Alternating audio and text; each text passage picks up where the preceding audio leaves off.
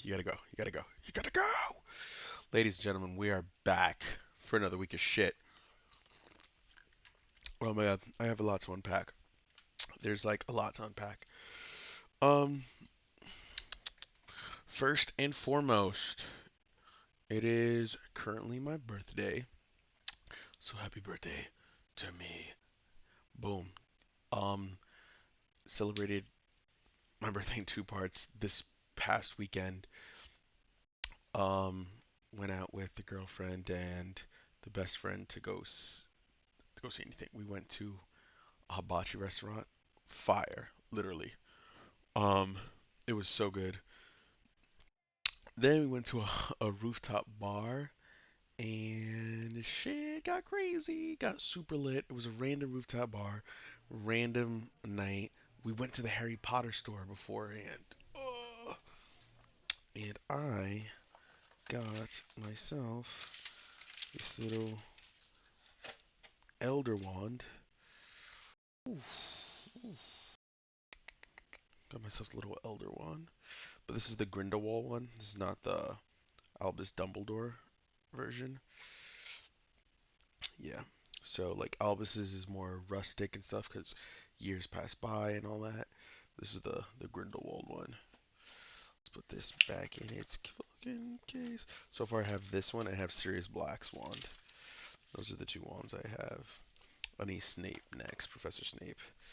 Um, there was other items I got, but I did not bring them because there was a lot of stuff to carry. But I will be showing them probably in the next one. Yesterday saw what was it? I saw the Cursed Child on Broadway. Oh boy, that was good. That was a good one. That was surprisingly good. The stage transitioning was so well. The actors were great. The story was great. It was about how long? About 3 hours. I think we only had like one 30-minute intermission. Um, it was such a good show. Bravo to the people who do that because oh my god, just performing live and I'll try not to mess up or anything for that long is just great. Um, that show was amazing. Did that. It was on SantaCon, bro. To get out of the city was like they tried to charge me $150, $15 for a cab. Uber is bugging. Anyways, that was my weekend. This weekend, there's a second part to my birthday. I guess I think I'm doing. Not that I think I do. I am doing with the girlfriend again and my family. But you'll know more about that the next shit of the week, next weekly shit episode on episode 21. Um, what else do we do? Yeah, that was just so fun. Next thing we're talking about is Fortnite. I definitely said I was talking about Fortnite. We're on chapter 4, season 1. Honestly, this last update, I thought it was a new season.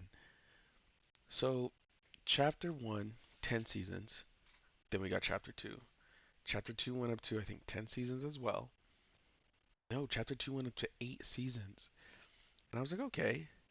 Chapter 3 only went 3 seasons, I think, before they said, all right, let's go give them another chapter. I'm like, what? The last map was still in infancy. The last map was still in infancy. But what can I say about this new chapter? They got a lot of things. It's a new chapter. So that first opening weekend game was just all over the place. And again, it's a new chapter, so servers were bad, game was glitchy. That was crazy. But wait a couple of days, played some games. Graphics, oh my god. This 5 gen graphic they did, the graphics look so amazing compared to from season 1, from chapter 1, like 5 years ago till now. Graphics have updated insane. It looks amazing. Look, the game looks beautiful. Playing the game though, they have new shotguns that are all ass, But the thing is, all the weapons, this is one of the first times in a long time, all the weapons kind of even out. SMGs are kind of ass. So are the so are the ARs, and so are the shotguns. But because all three are ass, they're all on the same level of mid. The only thing that's in the game that has to come the fuck out is this fucking hammer. It's a hammer that does automatic 100 damage, breaks through your builds and still hits you for 100. It lets you hop around the map. It's one of the most annoying things, and I just need it out the game. Because every season, every chapter, Fortnite has to add some stupid fun thing. Last season was the goo gun that lasted for like a whole 2 seasons. Before that was the Kamehameha. There was just so many. It's just like, bro, why? Why do we have to keep putting you dumb shit in? You know what I'm saying? Um, but yeah, so far this season, I give it a 7.5. It's the weakest season opener. Chapter 2 was probably the best season opener. Chapter 1 is just a nostalgia thing. 'Cause you can't say Chapter 1's the best. Nobody's Fortnite didn't blow up to like season 2 and 3 of the Chapter 1. So, um, but Chapter 2 was the biggest season. But again, Chapter 1 started, still was like almost a flawless game. There was no problems. Chapter 2 was fine. Chapter 3 was okay. Chapter 2 had the biggest season opener, chapter opener. This has the weakest chapter opener. I think it's weak. The map is, I think the map is okay. It's giving chapter 1 vibes, a lot of chapter 1 vibes, the map, with Frenzy Field and all this stuff. Um, but yeah, like I have gameplay below if you can see the gameplay, but it's not really hitting for me so far. Hopefully, in the next couple weeks, they make some changes. We're getting bugs fixed here and there, so we'll see. As of right now, 7.5. I'm giving the game. Doesn't get anything better than that, to be totally honest. Um, Now for my comic book pickups and the pick of the week. This week was a kind of a big one. So we have one, two, three, four, five, six, seven. We have nine. We have nine, and we have two tied. We have two tied for number one. Um, I'm gonna get right into it. At the bottom, not picking up another issue of this. Quested. The cover looks dope. Interiors are just mid to me. The story was just bland. Uh, Michael Calero was the writer. Kit Williams was the artist. It's just it was just bland. It was all around bland. Um, this issue. So yeah, Quested. I'm giving a 6, 5.5 even. I don't know. My boy Eisen thinks I have an obsession with picking up issue ones, and I kind of do. I have to actually stop that. I'm gonna have to run it by the boys before I get it. Now this, All Against All. This issue, All Against All, by Alec. What's his name? Alex Pacadannel. Pac Nadal. Got his name right. This issue's actually pretty interesting. It's like if aliens are, I wouldn't even call them aliens, but yes, aliens are like different dimensional beings are watching Earth and not experimenting on us, but trying to see who is the stronger primate, which is the more alpha of animal and stuff like that. Um, it's a 5-part issue. The interiors, Casper, I think his name is Wingard. That's how you say his last name. The interiors are amazing. Like basically, these are the colors of the entire issue. The interiors, all the colors look like this. They give like off this like blur type of vibe to it. You know what I'm saying? the monsters in here. I love the interiors. I'm giving this one uh a seven. A seven. I kind of messed up. This was supposed to be next. All Against All should have been above this. Gotham City Year One, Issue 3. Uh, Again, it's very mid as well. But Greg Smallwood did this cover, and this cover just looks so good. Look at this fucking cover.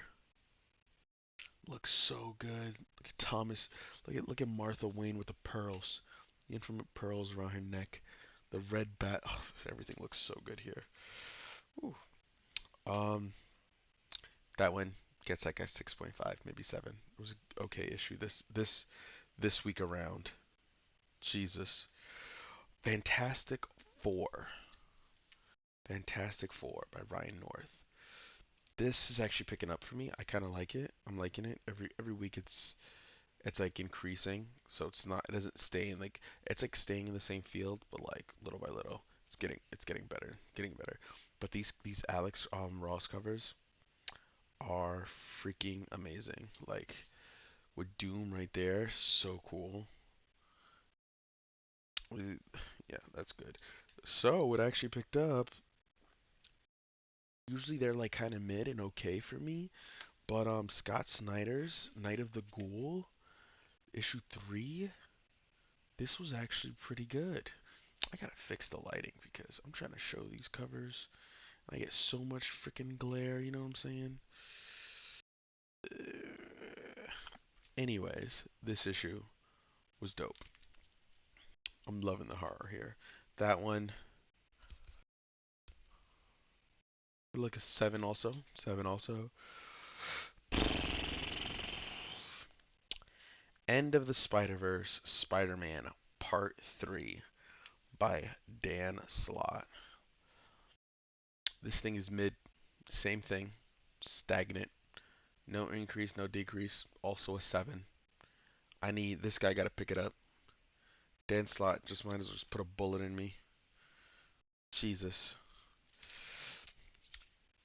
So number 2 issue of the week, because I said the last 2 issues are tied for first. Number 2 for the week is Zeb Wells' The Dark Web. Uh, this one, number 1. This one was actually really good. I love the art in here by Adam Kubrick. Everything looked really good in here. I'm not gonna go into super detail. Um, I want to get more. I want to see if it picks up, and then I want to actually do like a whole Spider Verse podcast episode where I just literally talk about the different issues because I have like one, two, three. I think I'm running on 3 different Spider-Man issues right now.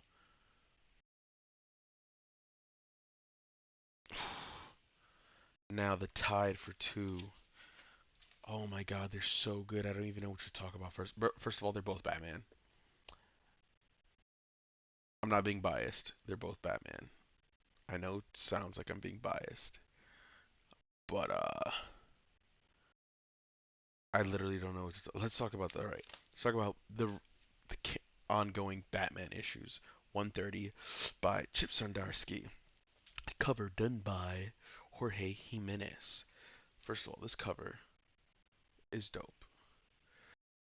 So from the last issue, Batman's in space. I don't know if you're thinking, oh, what, like he's in a ship or something? No, he's literally floating in space with like a oxygen, like a mask breather on his mouth. And this guy, yo, when I say Batman is the best of all time, I mean that shit. People can fight me to the death of it. I'm not arguing. I don't care. He uses his grapple gun to like shoot where he's trying to go. He gets onto like his ship that doesn't function, but the oxygen tank isn't. There's an oxygen tank in there. Connects it onto him. He uses the oxygen tank to get down. But the detail, the dialogue that is happening while he is going back down to Earth because his trajectory is hitting into Earth is fucking insane. The dialogue that is happening is so good. He manages to devise a plan to get into Earth without burning up crazy, to slow himself down, passes out, wakes up because he feels that he's burning, then has to slow himself down, opens up his cape. Is as people think that his cape is just like fucking cloth. No, no. The cape has magnetic spines, so that's how he was able to glide because there's spines in there. The spines are holding, but he has to basically time it perfectly to slow himself down, and he lands.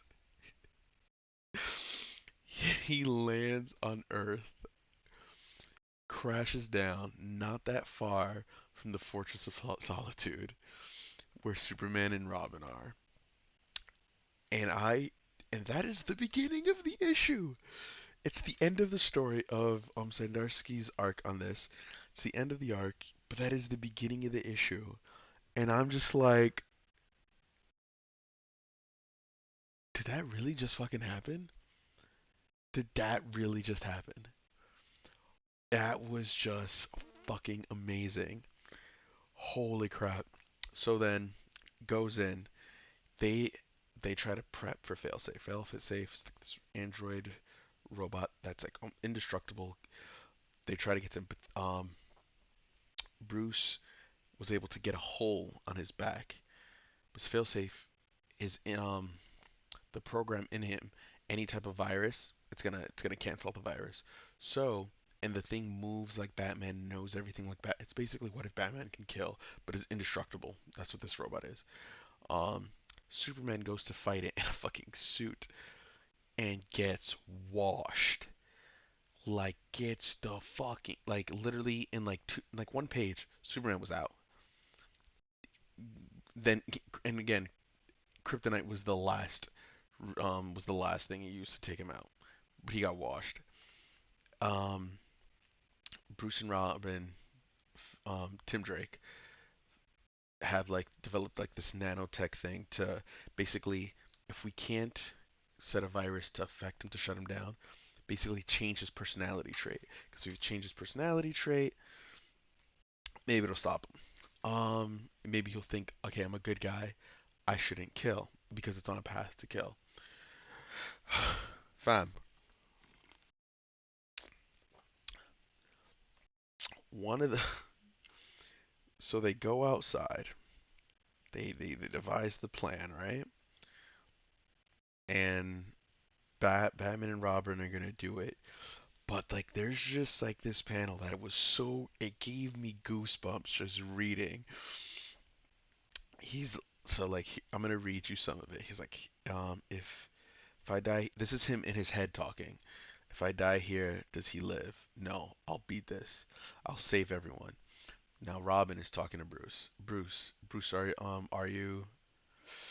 Gets cut off, and Bruce is like, this thing is designed to defeat Batman, but it doesn't stand a chance against Batman and Robin. And Robin goes, damn right. But the panel, you're gonna see it. The panel is Bruce pulling down the mask, Robin putting on his domino mask, and they're like, their faces split. And I'm just like, this is fuck. And then you turn the page, and it's Batman and Robin running together. And oh my god, that was just so fucking good. I loved it. Was just the Boy Wonder and Batsy, the dynamic duo are back. And so here's my thing. Nightwing was brought into being Robin, but Nightwing was too mature. And oh wait, like when they fought, him and Bruce fought together, Nightwing was always jump ahead, and because Nightwing, I mean, Dick Grayson was always his own hero. That's how he became. Then he became Nightwing. He couldn't keep taking orders from Bruce. Jason Todd was too stubborn, too hard headed. Didn't stick to the plan to follow rules. He always tried to go off, do his other thing. Was reckless. So that's what made him not a good Robin. That's why what got him killed. Tim Drake though. was the only one who wanted to be Robin. He was the only like out of all of them. He's sorry if it did a little glitch thing here. Little we had a little audio problem. Headset died. Um, but yeah, Robin. He just Tim Drake loved being Robin so much. The way when Tim and Batman flow together, it's like Tim Drake is the best Robin. Out of all the Robins, Nightwing is the best to be Batman, to pick up the mantle. The most ruthless and aggression one is Jason, but to be Robin, you have to like basically listen to Bruce, follow his every lead, and just be a psychic basically. Tim Drake it falls under all the under that category, hits off all the checks, and seeing them both together fight Failsafe was great. And then but it was still too much. It was still too much for them that Failsafe almost started beating the shit out of them because at the end of the day, Failsafe is just it's just Batman. Um, but like a android robotic version. And then but Bruce still gets in the reprogramming basically into him, and it's kind of working, not working. Fucking Failsafe has like this laser gun thingy. It's pointing it at Bruce, and it felt very Watchmen like when Dr. Manhattan has to kill Rorschach, and Rorschach accepts his death, and he's just like, do it. And Bruce just looks at Tim one last time, just smiles at him, and gets blasted. Body is gone, incinerated, and you just see Tim just screaming, yelling no. And Failsafe is like, my mission's complete. Flies off. Goes basically almost turns, I think turns into a good guy. He goes from red to blue, flies away. Then we flip the next page, and doesn't look like Bruce is fucked. Like he's fucked, but he's not dead. I think he was just like teleported somewhere, but that was just so fucking good. It was just a great way to like just to end that arc. I give that one an 8.5. That issue was an 8.5. Now, what's tied for an 8.5 as well is this Batman the Joker, The Deadly Duo, issue 2, or book 2, as it's called. Mark Silvestri is doing incredible writing for this. Incredible. The dialogue between Joker and Batman is good. Um, them actually being forced to team up is insane. They are literally a deadly duo. There's more of these vampire zombie-like creatures mixed with Joker's DNA, and they come after Batman and Joker, and them two working together it's just like the mix of chaos and justice, like just mashing together. It just it's not supposed to work, but it does. And Joker is hilarious, pushing Batman's buttons every step of the way, but not pushing him to try to kill him or anything, because he's not. He's really needs his help, and Bruce is forced to do it because he has to save Jim because Joker has him hostage, or as we think. Um, we get to see more, first of all the interiors by Arif Prianto. Oh my God! First of all, one of the reasons I like the interiors, the detailing and all the line work is so fucking good. It gives off like this. My favorite artist is Jim Lee, so when I see artists who are almost similar to him but with their own style, I love it, and that's what this is. It's so good. It feels the Gotham feels gritty. Everything just flows so well. Um, Bruce in here is so good. They're forced to take Joker to the Batcave because Bruce gets bit by one of them and he passes out. Um, he wakes up with Joker chained on a chair with a mask on, and ears muffled because Dick, Alfred are in there, but Dick is with no mask. Bruce is with no mask. It's just so good. Um, Bruce at the end of the issue, Bruce ends up having to meet the person that Joker was supposed to meet. Like Joker is having Harley held hostage, or whatever, and well, somebody's holding Harley hostage, and Joker has to is trying to free her. Instead of Joker meeting with the dude, Batman does because Batman took the cell phone from him. Meets with the guy who's actually has this horde of demon Jokers. Goes in there. Bruce just goes in there, no fear at all, and steps up to them and just like, "I'm here to take Joker's place." Issue ends, but it's so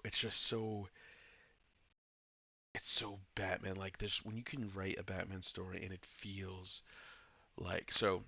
For me, anyways, if I can read a Batman comic and I can hear Kevin Conroy's voice while reading it, you're writing Batman right to me. And that's what it felt like. Reading this, I heard Kevin Conroy's voice. R.I.P. Um, and it was just so good. I loved it.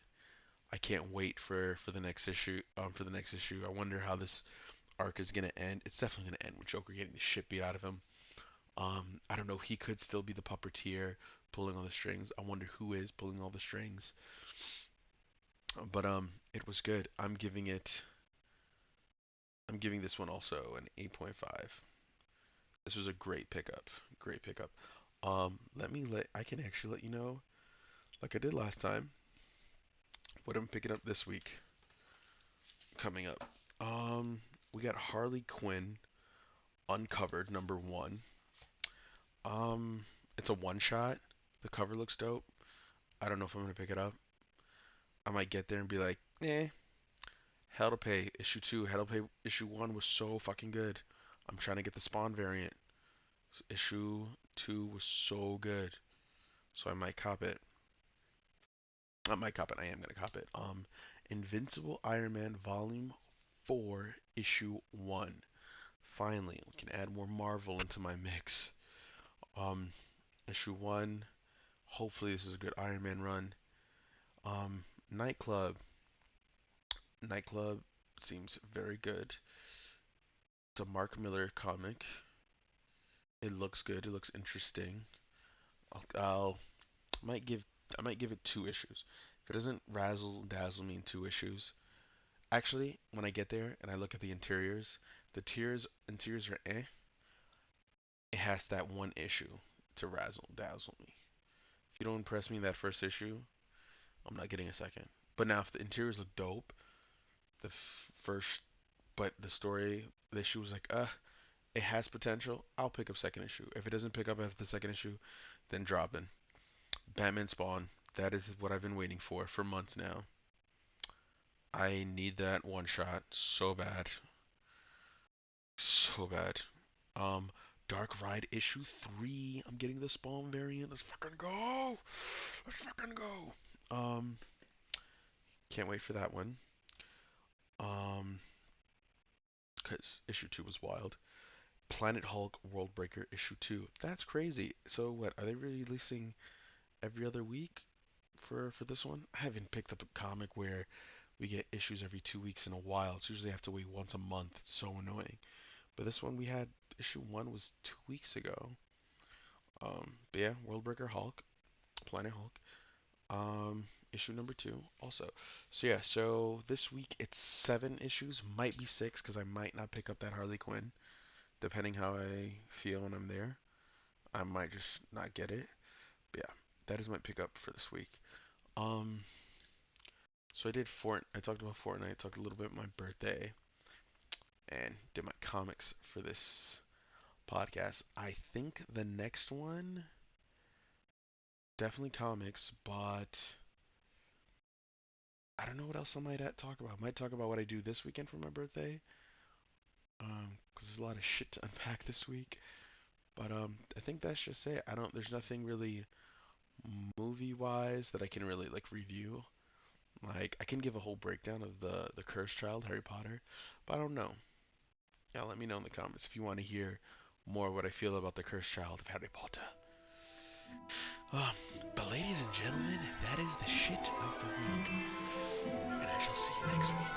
Little putas, little putos.